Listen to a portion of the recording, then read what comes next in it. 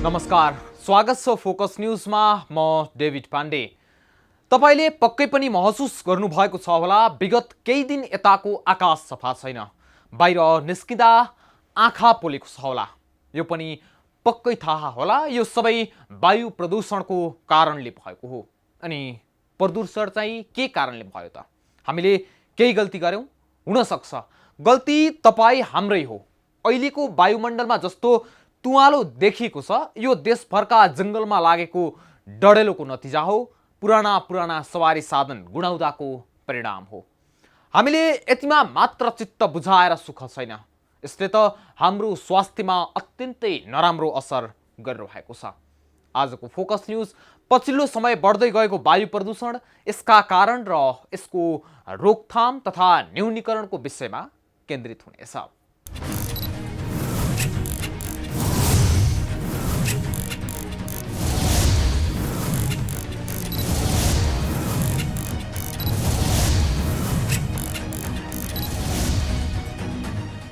दर्शकवृन्द, यहाँ हाम्रा जनप्रतिनिधिलाई लाखौं करोडौंका स्कर्पियो र पजेरो चढ्न बजेट हुन्छ, तर एउटा दमकल किन्न पैसा हुँदैन, जसको कारणले आकस्मिक रूपमा लागेको डढेलोले एकातिर घरबस्ती वनजङ्गल नै एकैछिनमा सोहा पारिदिन्छ, अर्कोतिर त्यसबाट निस्किने विभिन्न विषाक्त ग्यासले हाम्रो स्वास्थ्यमा दीर्घकालीन रूपमा असर गरिरहेको हुन्छ, जुन अहिले हामीले भोगिरहेका छौं। सम्झिउ त, यदि ती हाम्रा गाउँपालिका नगरपालिकाका प्रमुख उपप्रमुखले पजेरो किन्ने सट्टा एउटा दमकल एम्बुलेन्स किनेको भए यति धेरै आगलागी र डढेलोका डरलाग्दा समाचार सुन्न पर्ने थिएन। ती दर्जनौं जनाले ज्यान गुमाउनु पर्ने थिएन। त्यति धेरै घर सम्पत्ति जलेर नष्ट हुने थिएन। अनि अहिले प्रदूषणले यो हद पनि पार गर्ने थिएन। त्यति बेला गरेको गल्तीले अहिले सबैले सजाय भोग्नु परेको छ। अहिले हामी विश्वकै धेरै वायु प्रदूषणको शिकार भएका छौं। यही समयमा मौसम स्थिर छ, सरकार भने त्यसलाई नियन्त्रण गर्नुको सट्टा आफै राजनीतिमा प्रदूषित भइरहेको छ। त्यसैले सरकारको भर नमानौं, हामी आफै सुरक्षित हुने बाटो अपनाउनु नै अहिलेको उत्तम उपाय हो। हेरौं यो रिपोर्ट।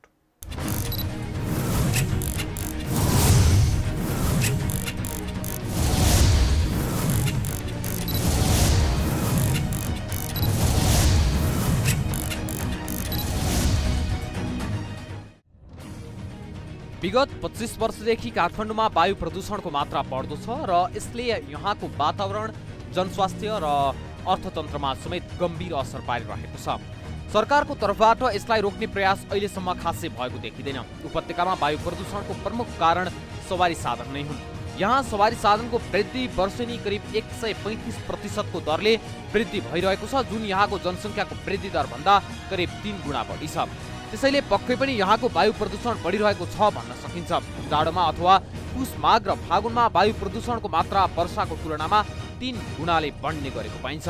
विशेष गरी बिहान 8 बजेदेखि 10 बजेसम्मको समयमा वायु प्रदूषणको मात्रा सबैभन्दा बढी हुने गर्छ।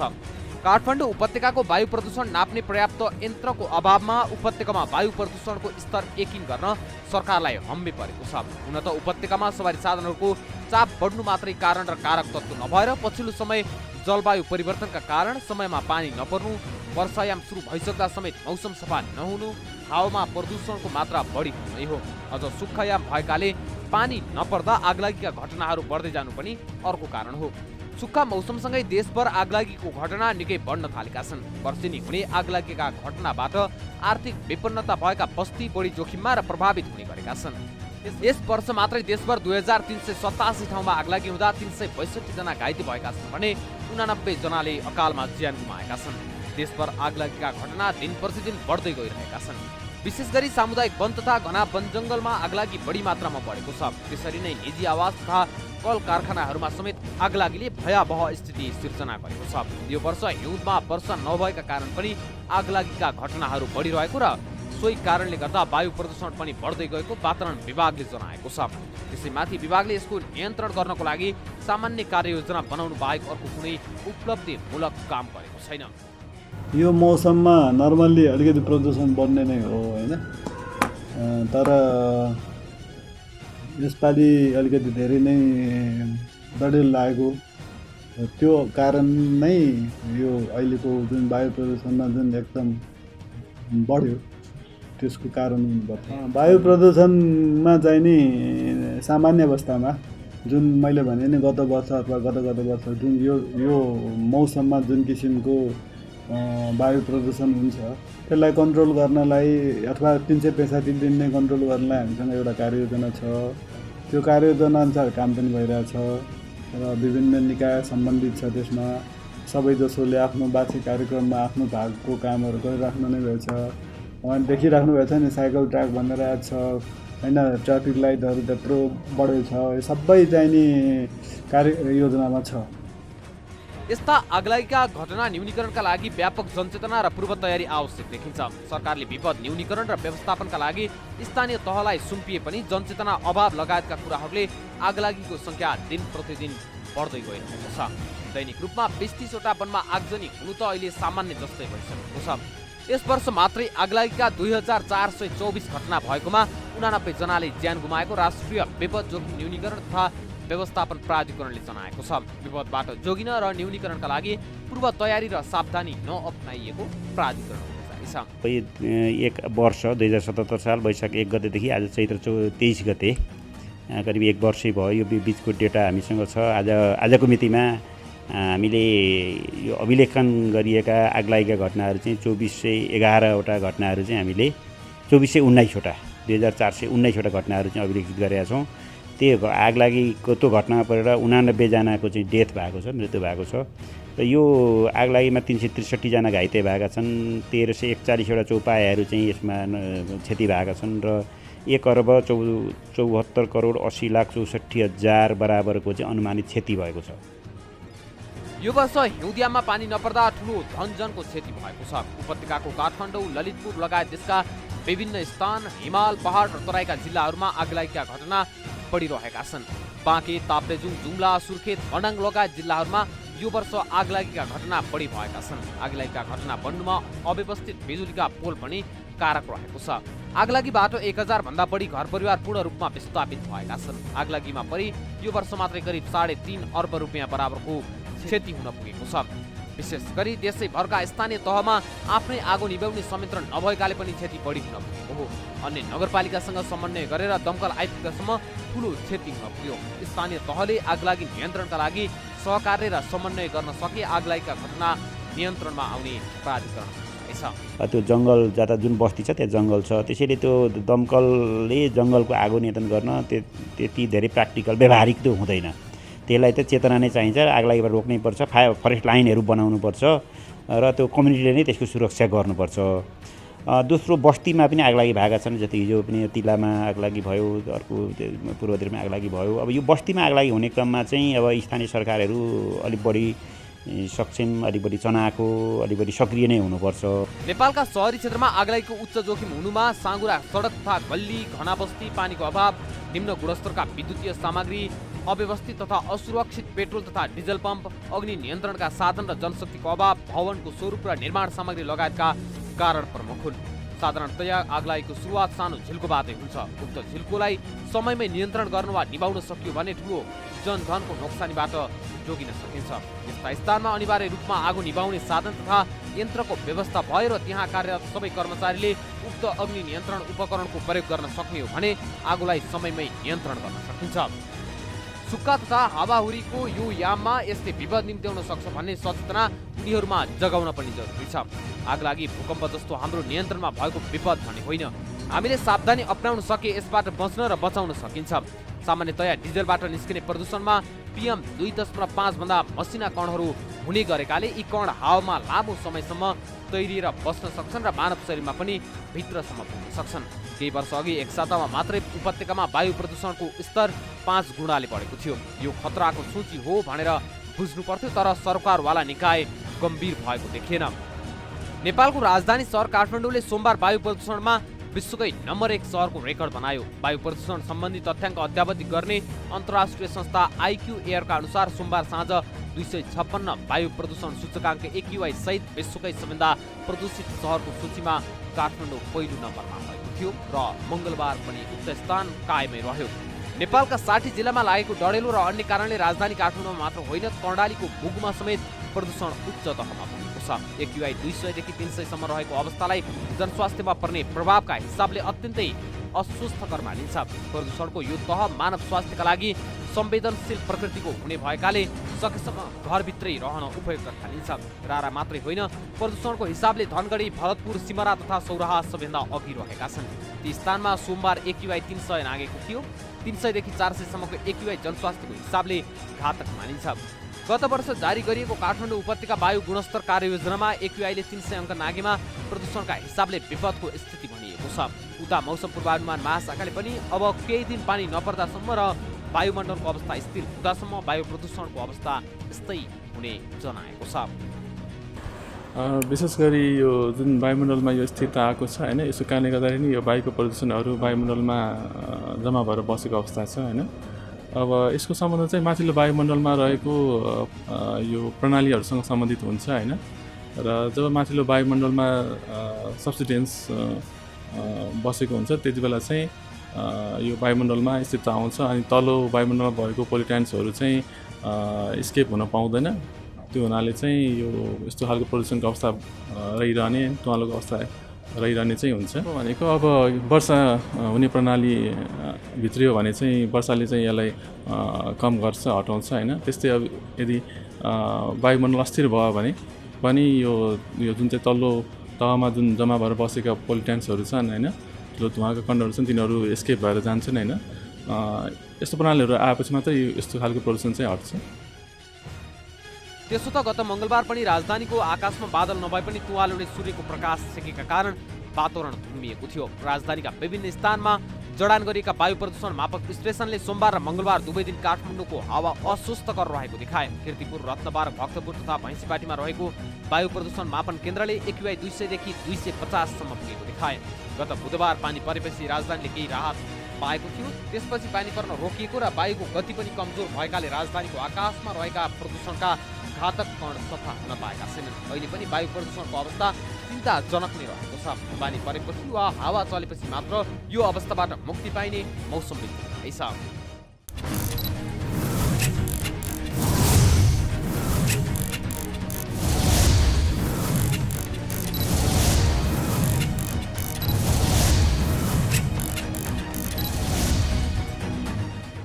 मानिस खाना बिना 3 साता र पानी बिना 3 दिन बाँच्न सक्छ, तर हावा बिना 3 मिनेट पनि बाँच्न सक्दैन।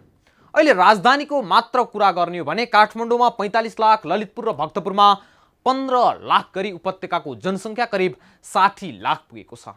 दिन प्रतिदिन बढिरहेको जनसङ्ख्याकै कारण द्रुत सहरीकरण बढेको छ र त्यसले अनेक खालका वातावरणीय समस्या निम्ति आएका छन्। सहज र उच्च जीवनशैलीका लागि देशभरबाट नागरिक राजधानी आउँछन्, तर तिनले त्यसको सट्टा पाउँछन् धुवाँ, धुलो, दुर्गन्ध, प्रदूषित ढल र खोला। यसबाट बाँच्न हामीले खासै ध्यान दिएका छैनौँ, जसको असर दीर्घकालीन रूपमा देखिने चिकित्सकले बताउँदै आएका छन्। यी लगायतका विषयसहित उपस्थित हुनेछौँ केही समयको विश्रामपछि।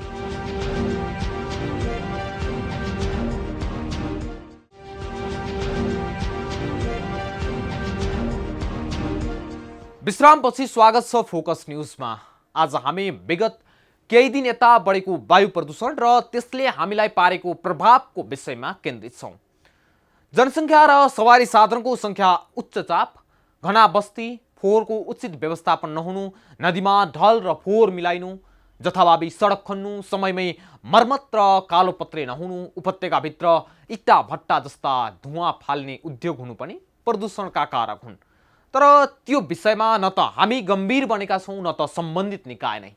अझै वायु प्रदूषणको विरुद्धमा अदालत पुगेर फैसला हुँदा समेत सम्बन्धित निकायले त्यो फैसला कार्यान्वयन गर्दै नागरिकको मौलिक हकको रक्षा गर्न चासो दिँदैन। त्यही कारणले अहिले हामी कोरोना र वायु प्रदूषणसँग जुधिरहेका छौँ।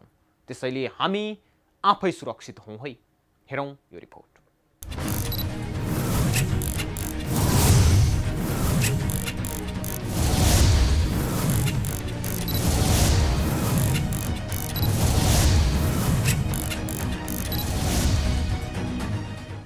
सरकारले डढेलो नियन्त्रणको दीर्घकालीन समाधानका लागि अग्नि नियन्त्रक विमान, फायर फाइटर, हेलिकप्टर किन्ने भएको छ। हरेक वर्ष मुलुकभरका जंगलमा फैलिएको डढेलो नियन्त्रण बाहिर जान थालेपछि सरकारले फायर फाइटर विमान किन्न लागेको हो। मन्त्री परिषदको पछिल्लो बैठकमा यसबारे छलफल भई प्रक्रिया अघि बढेको वनमन्त्री प्रेम आलेले जानकारी दिनुभएको छ। विमान कुन देशबाट किन्ने भन्ने बारे नियमसङ्गत ढङ्गले अघि बढ्ने सरकारको तयारी रहेको छ। फायर फाइटर विमान चैत, वैशाख, जेठ र असार 4 महिना अग्नि नियन्त्रणका लागि प्रयोग गर्ने र बाँकी समय अन्य व्यावसायिक प्रयोजनमा लगाउन सकिने बारे समेत छलफल भएको छ। सो विमान नेपाली सेना मार्फत अग्नि नियन्त्रणमा प्रयोग गरिनेछ। फायर फाइटर विमान आएपछि डढेलो नियन्त्रणमा केही मद्दत पुग्ने देखिन्छ। केही समय पहिले अस्ट्रेलियाको जंगलमा लागेको भीषण आगलागी नियन्त्रण गर्नका लागि यस्तै फायर फाइटर हेलिकप्टरहरूको प्रयोग गरिएको थियो। विश्व स्वास्थ्य संगठनका अनुसार उपत्यकामा वायु प्रदूषणको मात्रा विश्व स्वास्थ्य संगठनको मापदण्ड भन्दा 5 गुणाले बढी हुने गरेको छ। काठमाडौँमा वायु प्रदूषणको मुख्य कारण भनेको यहाँको हावामा भएका मसिना कण हुन्। यी कण श्वास प्रश्वास प्रणालीबाट मानव शरीरमा पसेपछि यसले फोक्सो, मुटु लगायत विभिन्न संवेदनशील अङ्ग तथा प्रणालीमा हानि पुर्याउन सक्छ। अझ डिजेल गाडीको धुवाँमा हुने कार्सिनोजेनिक तत्त्वका कारण यसले क्यान्सर समेत निम्त्याउन सक्छ। वातावरण विभागले बिहान र बेलुकाको समयमा वायु प्रदूषण अत्याधिक बढेको जानकारी दिँदै आएको छ। विभागले गत मङ्गलबार नै एक विज्ञप्ति जारी गर्दै बालबालिका, वृद्ध, दीर्घरोगी, मुटुका समस्या भएका व्यक्तिहरूलाई प्रदूषणले बढी प्रभावित पार्ने भएकाले घर बाहिर ननिस्किन र बाहिर निस्कँदा विशेष सावधानी अप्नाउन अनुरोध समेत गरेको थियो। अवस्था अझै पनि उस्तै रहेकाले स्वास्थ्यमा विशेष ध्यान दिनुपर्ने स्वास्थ्यविदको सुझाव छ। अहिलेको प्रदूषणले आँखालाई सुक्खा बनाउने, पोल्ने, रसिलो हुने, रातो हुने, भेसाएको जस्तो अप्ठ्यारो महसुस भइरहेको सर्वसाधारणको गुनासो छ। आज चाहिँ आँखा पोलिरहेको छ हिँड्दाखेरि होइन। अनि अब त्यही म मात्र होइन, मेरो साथीहरू पनि त्यहाँ अहिले यहाँ पढेर पनि चिया खाएको ठाउँमा आँखा धोइरहेका छन्, चिया खान बसेको ठाउँमा आँखा धोइरहेका छन्। अरूलाई पनि त्यही भएको छ जस्तो लागिरहेको छ। यो धेरै नै चेन्ज छ, आज आँखा पोलिरहेको छ। यो त धेरै जटिल कुरा हो होइन। प्रदूषणको कारणले गर्दाखेरि हरेक किसिमको चाहिँ नयाँ चाहिँ रोगहरू पनि उत्पन्न भइरहेको छ होइन। धेरै कुराहरू त्यस्तो खालका चाहिँ रोग उत्पन्न भइरहेको छ। तर एकदम चाहिँ त्यसलाई रोक्नको लागि चाहिँ तपाईँको फोहोर व्यवस्थापन गर्नको लागि चाहिँ सबै ठाउँमा यस्तै राखिदिएर होइन, यहाँ चाहिँ यो प्रयोग गर्नु होला भनेर कमसेकम त्यस्तो खालको देखाइदियो भने पनि फरक पर्छ। जाडोको यो गर्मीको मौसम पनि चेन्ज हुनसक्छ होइन।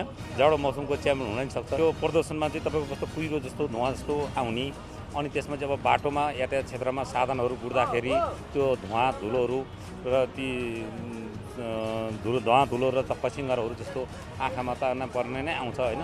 तर आज चाहिँ एकदमै अचङ्काली नै तपाईँको त्यस्तो प्रदूषणलाई चाहिँ अब कहीँ पनि उयो नगर्ने जस्तो देखियो क्या। प्रदूषण अहिले सबैको लागि यो चिन्ताको विषय पनि छ। अनि हाम्रो अहिले सोच्नुपर्ने विषय छ, किनभने अहिले विश्वको नै ध्यान आकर्षण भएको अवस्था छ प्रदूषण बारेमा।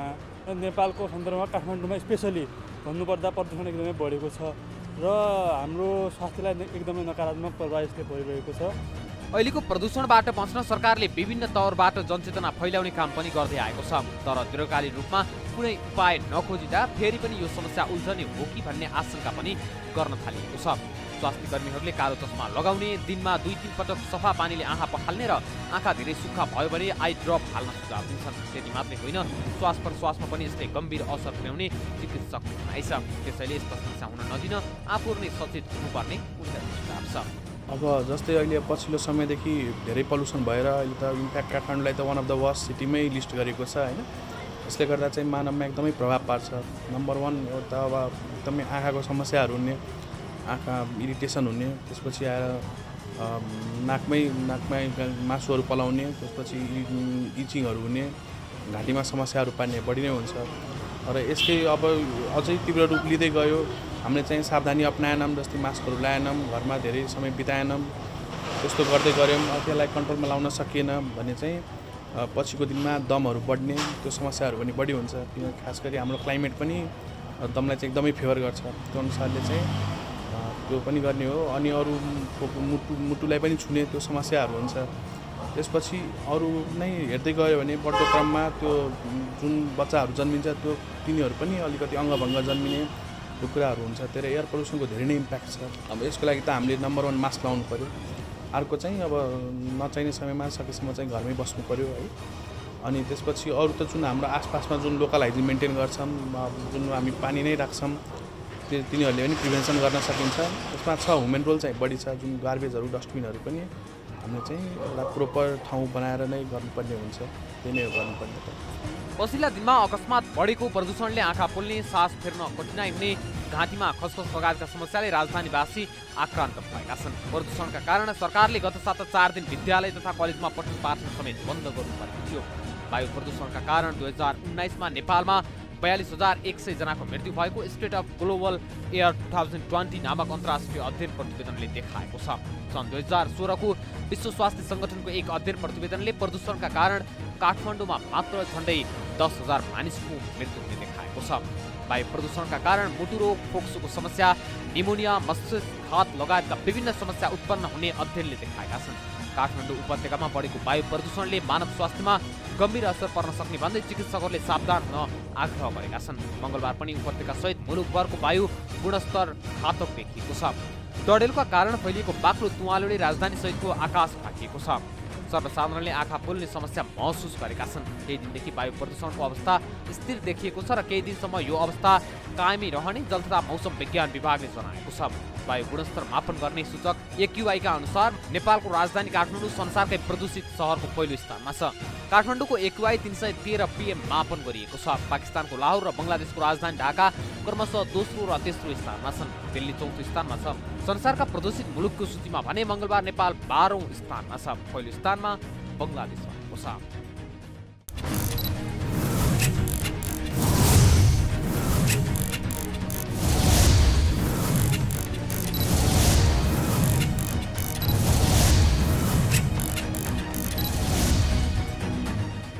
नेपाल वातावरण पत्रकार समूह नेफेजले 2049 सालमा प्रकाशित गरेको वातावरण संरक्षणका विश्वव्यापी समस्याहरूमा मानवका बढ्दा क्रियाकलापले प्रकृतिको सन्तुलन डगमगाउन थालेको र पृथ्वीको भविष्यलाई लिएर अनेकौं प्रश्न खडा हुन थालेको उल्लेख गरेको छ। अहिले हाम्रै भविष्यलाई लिएर चिन्तित हुनुपर्ने अवस्था आएको छ। अहिले सामान्य आँखा पोल्ने मात्र भनेर लियौं भने यसको असर सामान्य नहुने चिकित्सकले बताउँदै आएका छन्। अब हामीले धेरै कुरा अन्य निकायबाट आश गर्ने भन्दा पनि हामी आफै सुरक्षित हुने बाटो रोज्नुपर्छ। त्यसबाहेक अन्य अवस्थामा पनि यस्ता विपदहरू आउन सक्ने भएकाले त्यसलाई नियन्त्रण र न्यूनीकरण गर्न हामी तयार हुनुपर्छ। त्यसैले आफ्नो स्वास्थ्यको ख्याल गरौँ, स्वस्थ रहौँ। हवस् त, आजको लागि फोकस न्यूज यति नै। अर्को नयाँ श्रृङ्खलामा नयाँ विषयवस्तुसहित उपस्थित हुनेछौँ। तबसम्मका लागि म सहित सम्पूर्ण टिमलाई बिदा दिनुहोस्।